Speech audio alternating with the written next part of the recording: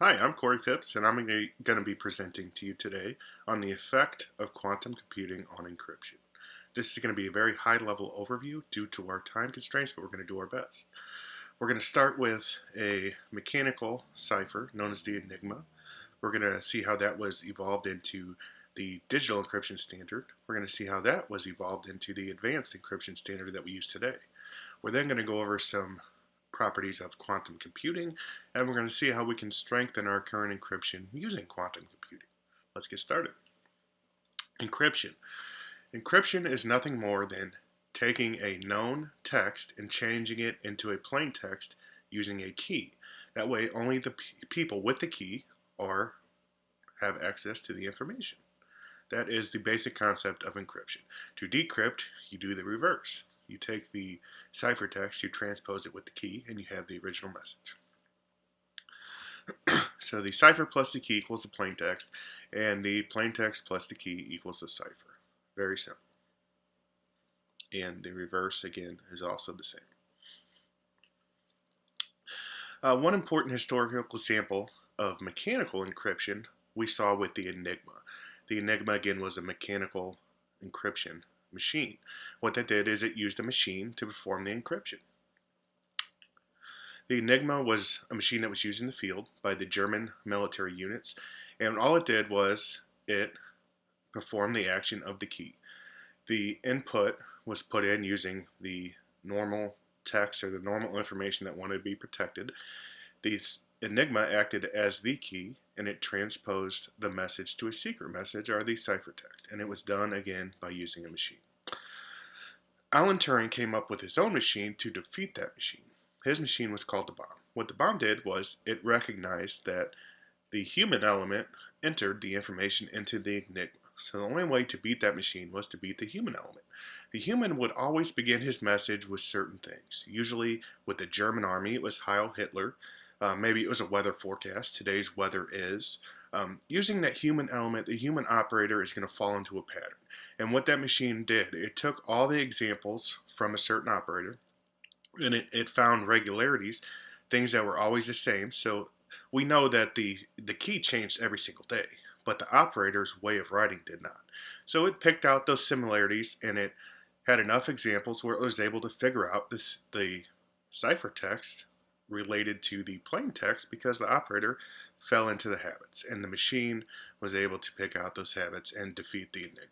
And by defeating that mechanical cipher, they won the war in Europe. Well, after that, digital computers hit the market.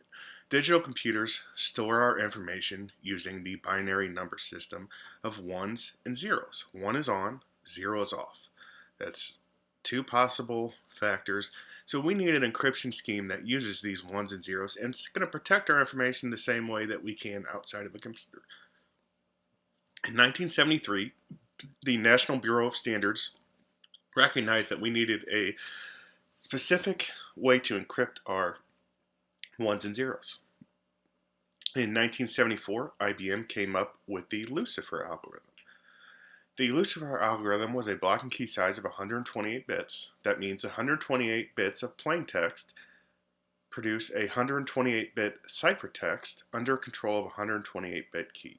And they were transposed over 16 rounds of encryption. The data encryption standard evaluated Lucifer. They shortened the key size from 112 bits to 56 bits, and the key consisted of 64 bits. Only 56 were chosen by the user. The remaining 8 are known as parity bits. The data encryption standard was a symmetric key algorithm. Again, symmetric key algorithm is secret key. Authentication, integrity, and non-repudiation on a limited scale. So if Annie wanted to send her message to Ralphie from the movie The Christmas Story, Annie would take her message, she would transpose it to the key, and she would come up with her ciphertext. She would send that ciphertext over the internet. Ralphie would receive the ciphertext. He would transpose it to that secret key. Again, it's symmetric key, so they would both be using the same key, and Ralphie would have the message. So if we're sending this information over the internet with these ones and zeros, how's Ralphie going to have that same secret key as Annie? That's going to become a problem if Annie's in New York and Ralphie's in Los Angeles.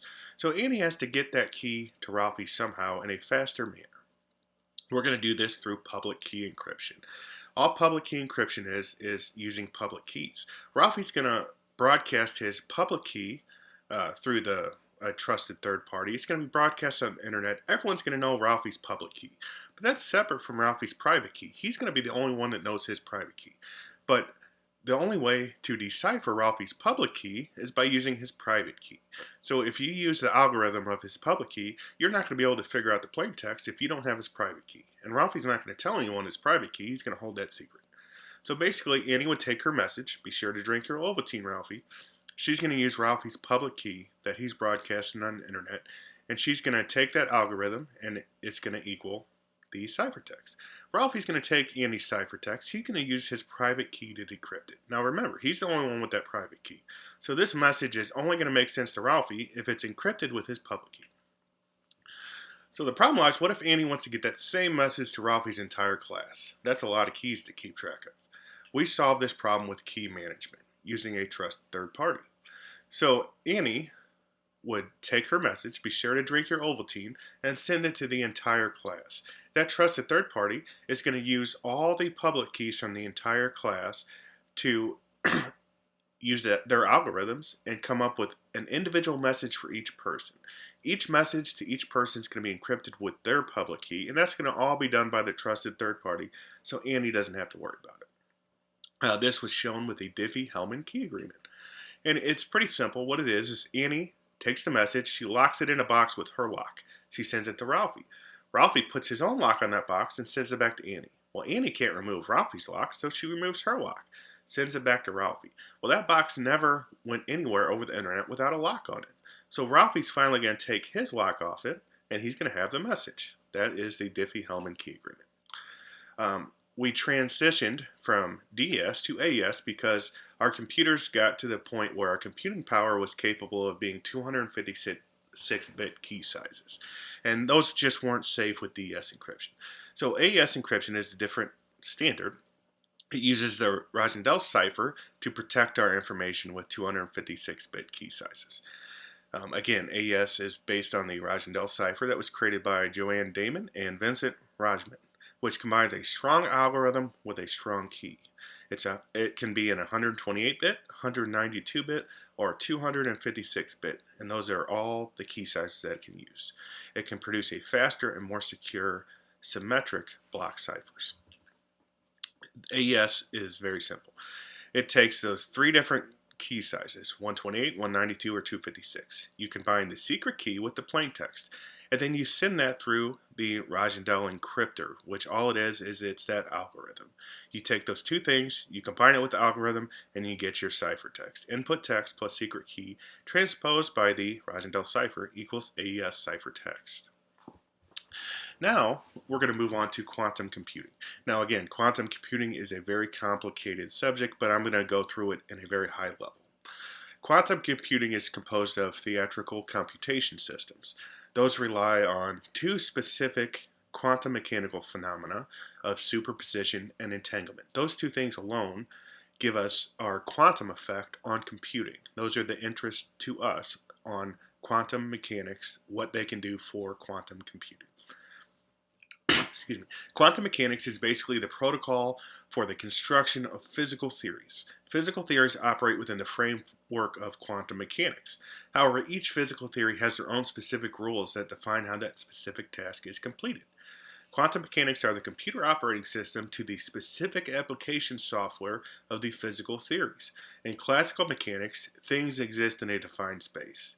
It is what it is. In quantum mechanics, those same objects are explored in a magnified fashion where you're getting so magnified and so in close on those specific objects that things get a little hazy because we're shortening that time to a very small amount. The first theory that we're going to look at for quantum computing is superposition. In superposition, you have a principle that you must think outside the classical mechanics box. In classical physics, a particle can spin left, it can spin right. If it's spinning left, by definition, it can't spin right. Using quantum mechanics, it's a little different. Using quantum mechanics, a particle can spin left, It can spin right. It can spin any combination of those two things. That's known as superposition. Again, superposition, it can be a 1, it can be a 0, or it can be both. Using classical mechanics, it has to be a 1 or it has to be a 0. So quantum mechanics superposition allows the ones and zeros to exist in two universes. Imagine the 1 universe and the 0 universe. It can exist in both at the same time. The second principle is entanglement. Entanglement is a correlation between particles of a system. Entanglement allows the computation power from the 1 universe to be utilized in the 0 universe.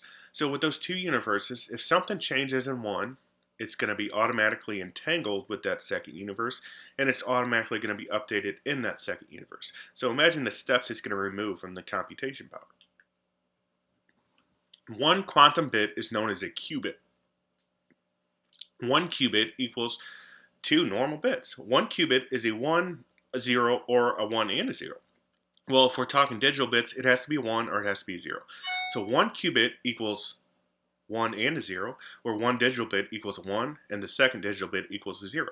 So 1 qubit equals 2 digital bits.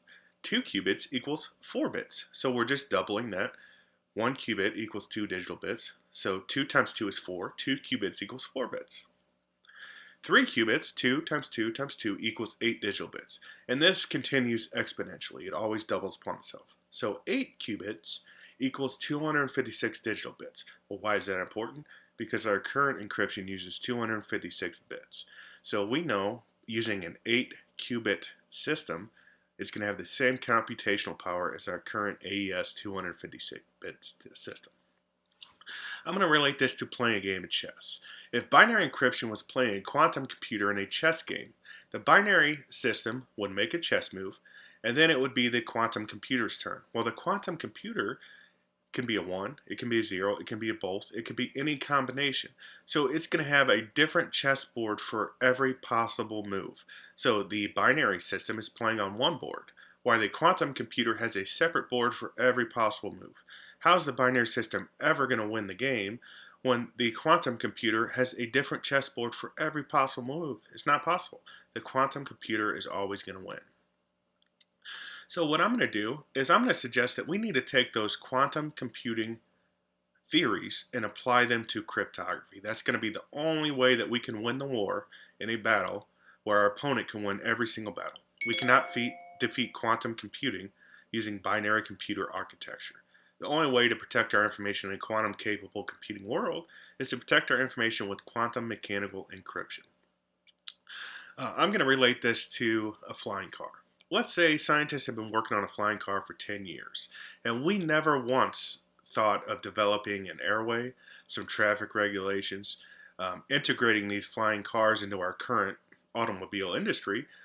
We just let them work on inventing the car. One day that car is going to come to the market, and everyone's going to want one. So we're going to have 100,000 flying cars flying around in an airspace that we never developed. There's going to be no traffic laws. There's going to be no airways. There's going to be no safety regulations. It's going to be a mess.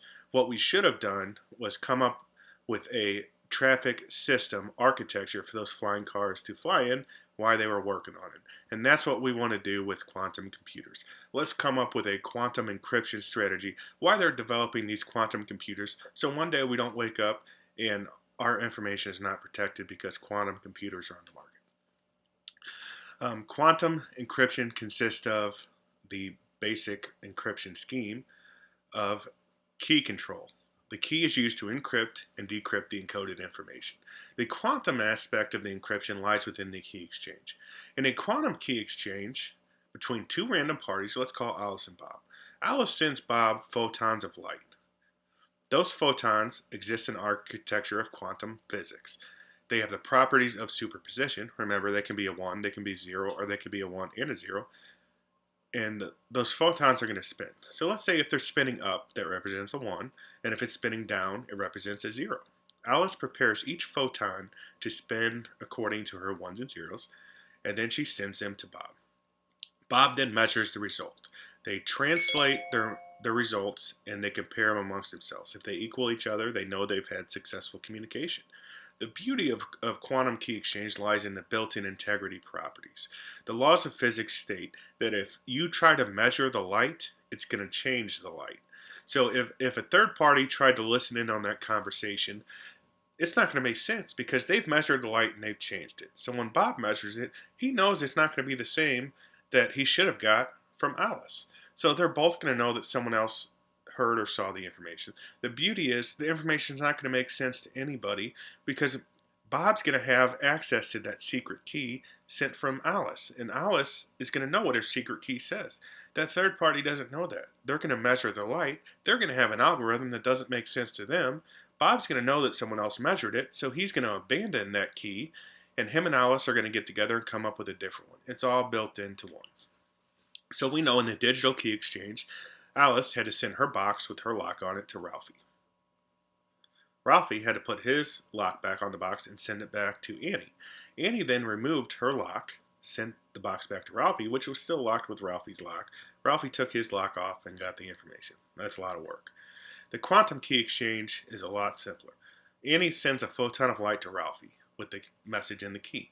Ralphie sends a photon of light back to Annie, acknowledging her message, and he can continue with the conversation because now they've agreed upon a secret key. 2 steps, no locks, no keys, no boxes. The message is in qubits. If anyone else read the message, it wouldn't make sense. Remember the laws of physics. Measured light changes the light. So what would a chess match between our control of quantum encryption and our threat of quantum computing look like? There would be a chessboard for every possible move, but both sides would have a chessboard for every possible move. Neither player could ever win because one move would be countered by another. Fortunately, in the world of encryption, a stalemate is a win. Why? Because our information is not exposed to our opponent, and that's what we're looking for. Thank you for listening. It's been a pleasure presenting to you.